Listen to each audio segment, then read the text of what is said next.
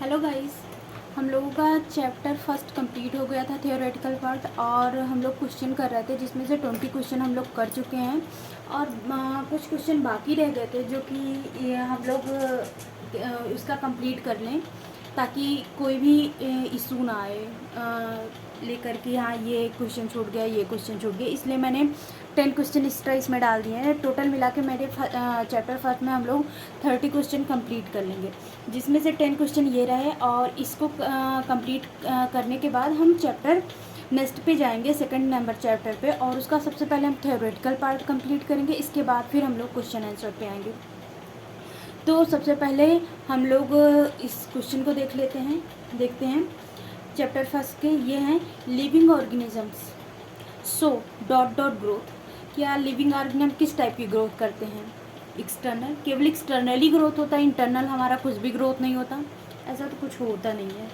Internal केवल हम लोगों का इंटरनल ग्रोथ होता है, एक्सटर्नल होता ही नहीं, ये भी नहीं है।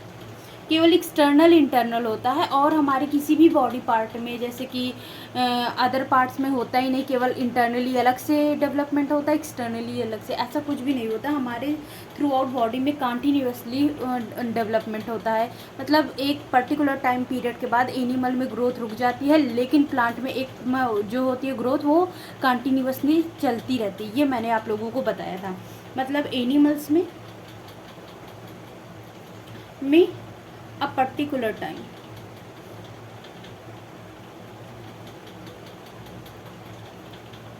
पीरियड ग्रोथ जो होती है वो रुक जाती है, स्टॉप हो जाती है। और लेकिन प्लांट में क्या होता है, वो कंटिन्यूसली चलती रहती है,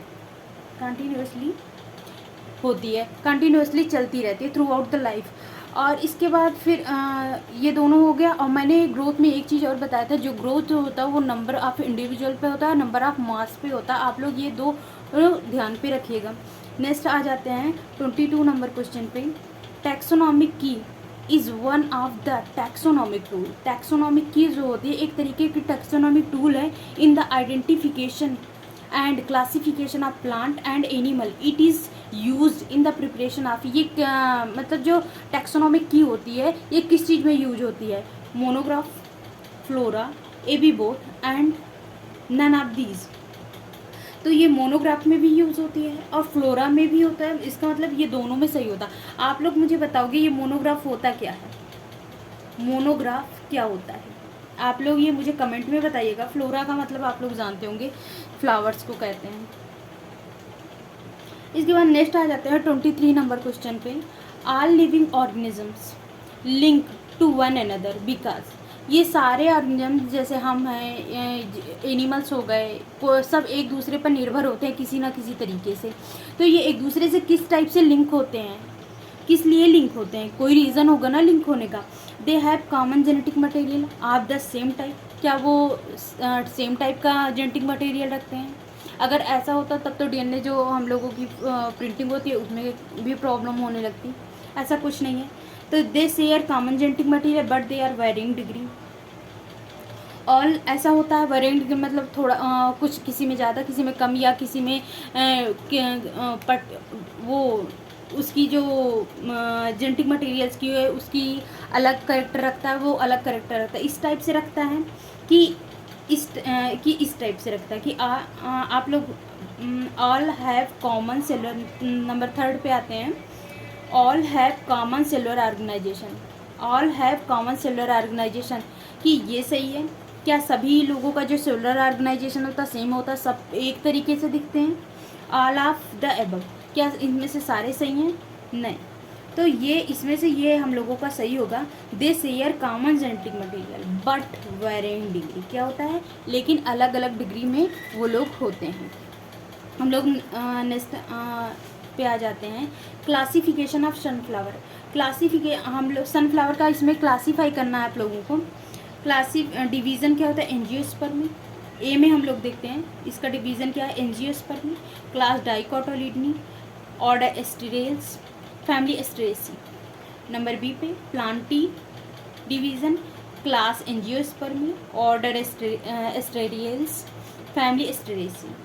फिर आ जाते हैं नंबर सी पे, class angiospermae, division angiospermae, class dicotyledonae, order polemoniales, family compositae. Number D पे आ जाते हैं, class dicotyledonae, sorry division dicotyledonae, class asteraceae, order asterales, family compositae. इसमें से इन सब चीज़ों के बारे में डिटेल हम लोग आगे बॉटनी में पढ़ने वाले हैं। हम लोग जब सारे क्लासिफिकेशन पढ़ने लगेंगे तब हम लोग इन सब चीज़ों के बारे में अलग अलग तरीके से डिफाइन करेंगे। बट अभी आप इस केवल इतना जान लीजिए कि जो सनफ्लावर होता है उसका क्लासिफिकेशन क्या होता है। उसका क्लासिफिकेशन होता है, पहला होगा division angiosperm, class dicotyledonae, order एस्टेरियल्स और फैमिली एस्टेरेसी होगी। नेक्स्ट क्वेश्चन पे आ जाते हैं हम लोगों का नेक्स्ट क्वेश्चन है 25 नंबर पे आ गए हम लोग। 25 नंबर पे which of the following is not a category. इसमें से कौन सा कैटेगरी में नहीं आता, मतलब कोई किसी भी तरीके से फाइलम, किंगडम, ये क्लासीफाइंग कैटेगरी में नहीं आता है। आप लोग इसको बताओ। फाइलम आता है हम लोगों का, फाइलम ऑब्वियसली आता है भाई, किंगडम के बाद जस्ट फाइलम ही तो आता है। लिख लेते हैं पहले किंगडम, आप लोगों को आसानी होगी जानने में। फाइलम, क्लास, ऑर्डर, ऑर्डर के बाद जस्ट यहाँ मैं लिख दे रही हूँ जीनस, स्पीसीज। तो ये सारी चीज़ें आ रही हैं, तो आप लोग अब देख सकते हो हमारा फाइलम भी आ रहा है, स्पीसी भी आ रही है, जीनस भी आ रहा है, क्लास भी आ रहा है, ये ग्लूमेसी नहीं आ रही है। तो क्या होगा इसमें से? ग्लूमेसी। हम लोगों को कौन सा क्वेश्चन है? ई नंबर सही हो जाएगा। आ जाते हैं हम लोग नेक्स्ट नंबर क्वेश्चन पे। Select the mismatch pair, select the mismatch pair. इसमें से कौन सा पेयर गलत है? हम लोगों को ये इस टाइप के क्वेश्चन बहुत ध्यान देने लायक होता है, क्योंकि ये मिसमैच कभी कभी हम लोग क्या करते हैं, जो करेक्ट होता है हम लोग उसको लगा के चले जाते हैं। ऐसे कन्फ्यूज़न आता रहता है और हम उस खुशी में क्या करते हैं, उसको लगा के चले जाते हैं। तो ऐसे आप लोग ध्यान दिए रहिएगा। इसमें मिसमैच पूछा है ना कि जो करेक्ट है। तो आप लोग देख लीजिए, पैंथेरा लियो, ये मैंने गलत लिखा है। इसके लिखने का तरीका ये नहीं होता, इसे इटैलिक में लिखा जाता है, पैंथेरा एंड देन लियो, और ये अंडरलाइन देन होगी। आप लोग इस चीज़ को ध्यान दीजिएगा। अब आ जाते हैं पैंथेरा लियो। पैंथेरा लियो क्या है? एक मैमल है, ऑब्वियसली एक मैमल बिलोंग करता है, क्लास मैमेलिया से बिलोंग करता है। मस्का डोमेस्टिका। पैंथेरा लियो एक लॉयन है, आप लोग जानते रहिएगा। पैंथेरा लियो एक लॉयन है। और मस्का डोमेस्टिका, मस्का डोमेस्टिका एक क्या है? मक्खी है, मक्खी है। आप लोग जानते हो, जो आप लोगों के हाउस फ्लाई, जो आप लोगों के घर में उड़ती रहती है, आप लोग देखे होंगे नॉर्मली, वही हाउस फ्लाई हमारी है। डोमेस्टिक तौर पे आप लोग देखते रहते हो घर में, किचन में, कहीं पे भी अगर आप लोगों ने अपने घर में देखा होगा ऑब्वियसली। मस्का डोमेस्टिका, मस्का डोमेस्टिका क्या होता है? ये किस क्लास से बिलोंग करता है? इंसेक्टा से। ये भी सही है हमारा। Entamoeba coli, Entamoeba coli class Porifera से बिलोंग करता है। क्या एंटमीबा कोली हम लोग क्लास उससे बिलोंग करता है? एंटमीबा कोली जो है ये हमारे इंटेस्टाइनल पार्ट में पाया जाता है, पहली बात तो। और ये फाइलम प्रोटोजोन्स का है, इसलिए ये पोरीफेरा फाइलम का नहीं है। और पोरीफेरा क्लास नहीं है, फाइलम। आप लोग इस पे भी ध्यान दीजिएगा कि क्लास है कि फाइलम है, इसलिए ये हम लोगों का गलत हो जाएगा। अब आ जाते हैं दूसरे नंबर पे, सोलैनम टुब्रेसम, एक डाइकोटोलीडन प्लांट। ये भी सही है। सोलैनम टुब्रेसम को हम पोटैटो कहते हैं, पोटैटो। तो हमारा पैंथेरा लियो लॉयन हो गया, और मस्का डोमेस्टिका हाउस फ्लाई हो गई, और एंटमीबा कोली जो होता है प्रोटोजोन, फाइलम प्रोटोजोन से बिलोंग करता है, ना कि फाइलम पोरीफेरा से। और सोलैनम ट्यूब्रोसम जो होता है एक प्रकार का पोटैटो होता है, और ये डाइकोटिलीडन्स प्लांट होता है। डाइकोटिलीडन्स के बारे में हम आगे से पढ़ने वाले हैं, इसलिए यहाँ पे डिटेल बताने की ज़रूरत नहीं है, आप लोग इसको सर्च कर लीजिएगा। लेकिन हम बताएंगे डाइकोटिलीडन्स, डाई मतलब दो, और कोटिलीडन्स मतलब जो एक तरीके का कोटिलीडन्स होता है, पेड़ का जड़ होता है, उसी को को कहते हैं। इसके बारे में हम आगे पढ़ने वाले हैं, तो इसके बारे में बहुत जानने की ज़रूरत है। इसके बाद column first and column second को मैच करना है। तो इसमें करेक्ट देखना है, करेक्ट जो ऑप्शन होगा उसको एक दूसरे से मैच कराना है। तो जॉनरे, हम लोगों ने जॉनरे के बारे में पढ़ा था। उन्होंने क्या किया था, जॉनरे साहब ने सबसे पहले डिफाइन किया था कि जो first describe स्पीसी a unit of classification, इन्होंने ही दिया था, जॉनरे ने दिया था। तो ये हमारा पहला हो गया। इसके बाद सी हो गया। सी जो है हमारा कैरोलस लीनियस साहब ने क्या किया था, फादर ऑफ जूलॉजी तो नहीं है। कैरोलस लीनियस साहब ने हमारे बाइनोमियल नोमेनक्लेचर दिया था। इसके बाद थ्रियोफ्रेस्टस हमारी किस चीज़ के हैं, फादर ऑफ बॉटनी के हैं। जूलियन हक्सले के बारे में हम लोगों ने पढ़ा था। इन्होंने क्या दिया था, इन्होंने क्या दिया था, given the concept of new systematics. इन्होंने क्या दिया था, न्यू सिस्टमैटिक्स का कॉन्सेप्ट दिया था, जिन्हें इन्होंने कहा था इंटरलिंकिंग की क्लासिफिकेशन भी दिया था कि हाँ ये अगर एक फाइला दूसरे फाइला से किस तरीके से इंटरलिंक करता है, कौन से करैक्टर इस फाइला के दूसरे फाइला से मिलते हैं, अगर किसी एनिमल्स का करैक्टर दूसरे फाइला के एनिमल से मिलता है तो कैसे एक फाइला दूसरे फाइला से इंटरलिंक है, ये इन्होंने ही दिया है। इसके बाद हम आ जाते हैं, नेक्स्ट आ जाते हैं हमारे अरिस्टोटल साहब। ये इन्हें क्या कहा जाता है, फादर ऑफ जूलॉजी। तो ये हमारा सही हो गया। तो ये हमारा हो गया पहले का ए। आगे मैंने ये लिखना मैच करना भूल गए। ये हमारा हो जाएगा इस 27 नंबर का हो जाएगा ए का फर्स्ट एंड बी का फोर्थ एंड सी का थर्ड एंड डी का फिफ्थ एंड ई का सेकंड। ये हम लोगों का पेयरिंग हो जाएगी। इसका थर्ड नंबर का इसका। अब आ जाते हैं नेक्स्ट क्वेश्चन 28 नंबर पे।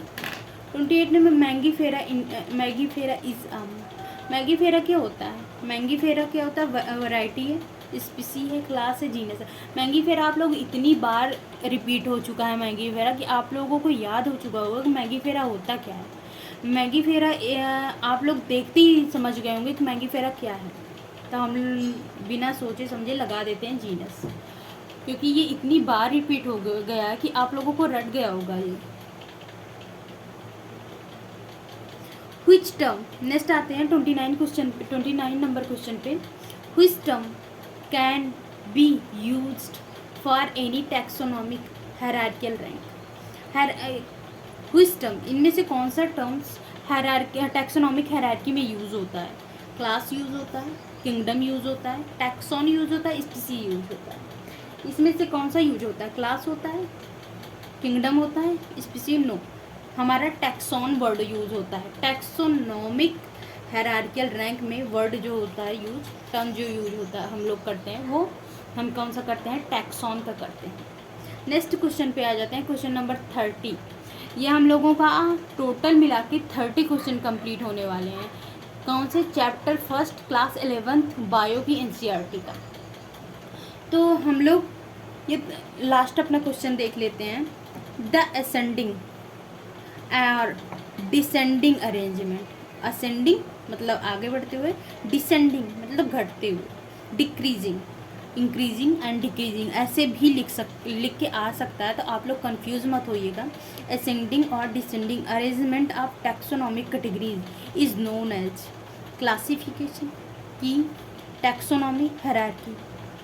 क्या क्लासिफिकेशन बोला जाएगा? टैक्सोनॉमिक कैटेगरीज असेंडिंग और डिसेंडिंग ऑर्डर में अरेंजमेंट को क्लासिफिकेशन बोला जाएगा कि टैक्सोनॉमिक और हायरार्कियल।